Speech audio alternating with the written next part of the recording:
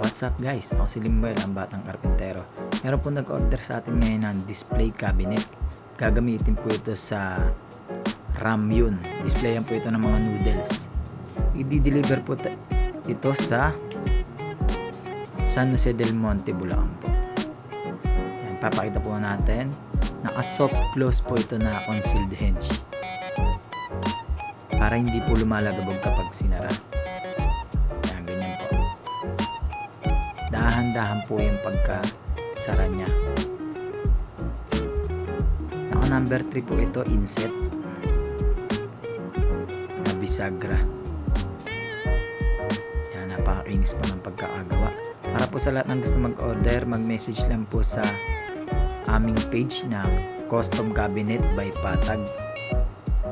Yan o, dahan-dahan lang po yung pagbalik niya.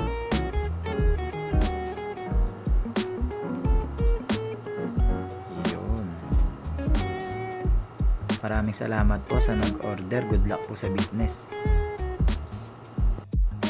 At dumating na nga po ang ating lalamig driver. Ginagana po ni Boss Yeyek. 4 na piraso po ito, nahati po yun sa gitna. Kasyang-asya po yan. Kung hindi po natin dinisay na nahati sa gitna, hindi po asya. Pinahala po natin kay customer kung pwede na mahati sa gitna.